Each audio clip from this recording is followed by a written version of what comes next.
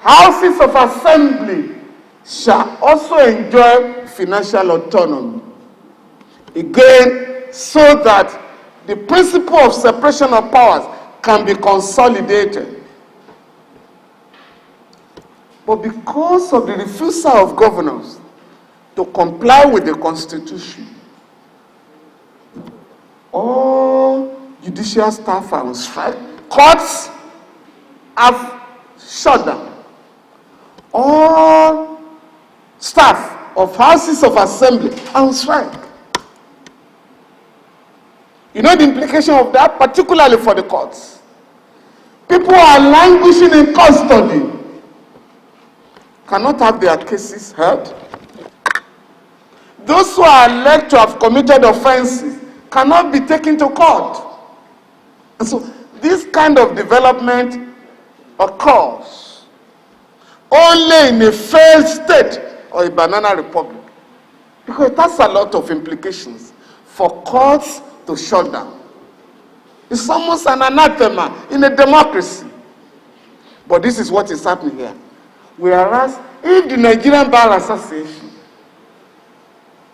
just the Nigerian Bar Association, has brought out, applied its own rules, professional rules of professional conduct, its own constitution, called the NBA Constitution, emphasizes respect for the rule of law, respect for human rights, and that any lawyer who willfully disobeys a court order or encourages disobedience to court orders has brought the association to disrepute. So if the NBA had formulated a policy, for instance, to say no member of our association shall serve a government that does not respect court orders. Do you understand what I'm saying? We won't be in this mess. And every government must have an attorney general. So if lawyers say, no, we won't serve your government. If I serve your government, I will be in trouble in my association. I could lose my license to practice.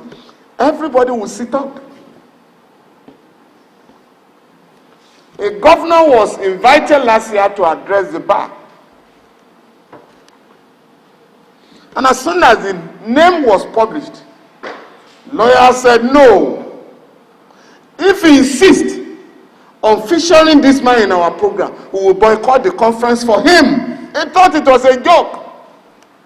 Even though you can enjoy immunity as a governor, but you cannot enjoy immunity from being sanctioned by the public. And so the leadership of the bar was forced to say, hey, Your Excellency, we are sorry to have invited you. Our members are saying they don't want you to address them. And that was it. So, and that must go for all professional bodies. We must stop promoting those who subvert the Constitution and the rule of law. And the media, please, stop giving funny awards to the enemies of democracy in this society. You can only honor those who deserve honor.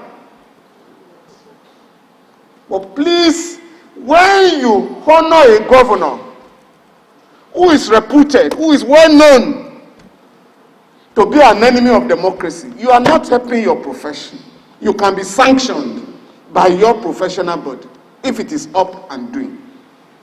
Now let me just say that under the Constitution, Section 22, the media, the press, the radio and television station shall promote public accountability and transparency in government. That is the duty imposed on the media. And I've told you about lawyers.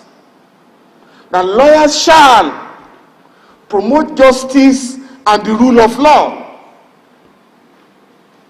All citizens, all of us, shall ensure that corruption and abuse of office are no longer part of our culture. Section 15, subsection 5. The state, the government of Nigeria, shall abolish corruption and abuse of office. Section 24 of that same constitution has now imposed a duty on all of us to help all law enforcement agencies, including the anti-corruption agencies, to fight corruption and illegality in our country. If this duty has been imposed on us, to what extent are we complying with the provisions of the Constitution? Let me therefore say that we are not as helpless. There was an attorney general in this country who engaged in subversion of the rule of law consistently. And what happened to him?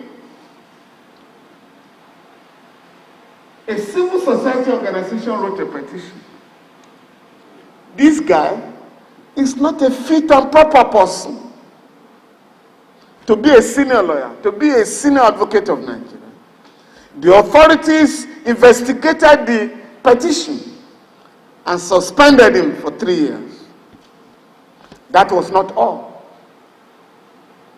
A politician filed an action in court and displayed a letter where this guy, where the man, in his capacity as the Attorney General and Minister of Justice, wrote to an agency of government, don't obey this court order.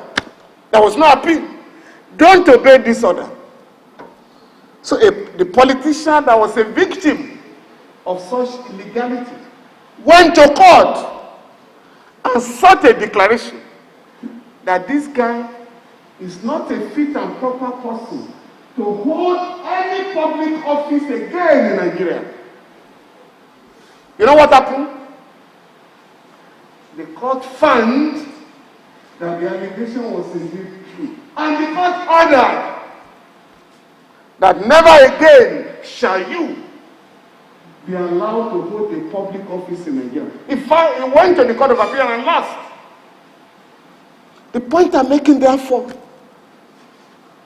is that if we are prepared to get our professional bodies to work and enforce ethical standards set out in our constitutions and rules of professionalism, our country will not be in this mess.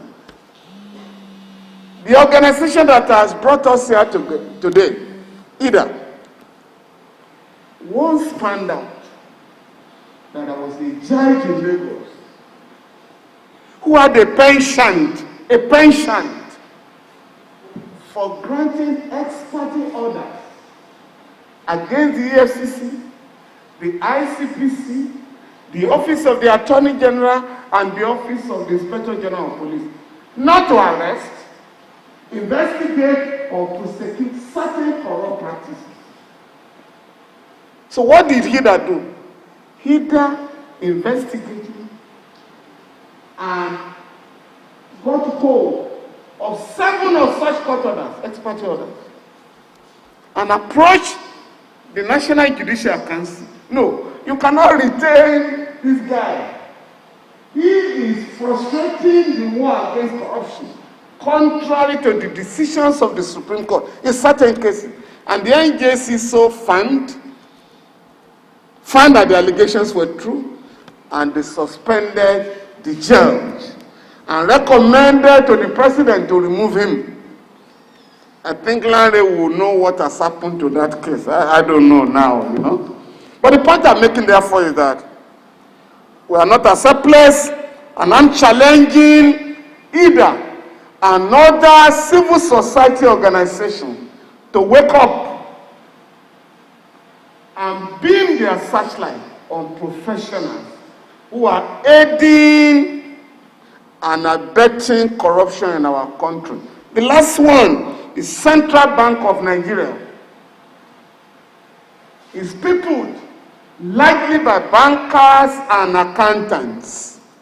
That body has colluded with the World Bank and IMF to destroy the Nigerian economy through dollarization. The bank does not want to say we are devaluing the Nigerian currency. But since our economy is import-oriented, the dollar is raised up against the price of the naira. And so, your currency becomes valueless, and that is what is going on. Again, the accountants, the body of accountants, the body of bankers must take up the central bank and ask the central bank to justify the destruction of the economy of Nigeria, contrary to Article 21, subsection 5 of the African Charter on Human and People's Rights, which provides that the practices of international monopolies like IMF and World Bank shall not be allowed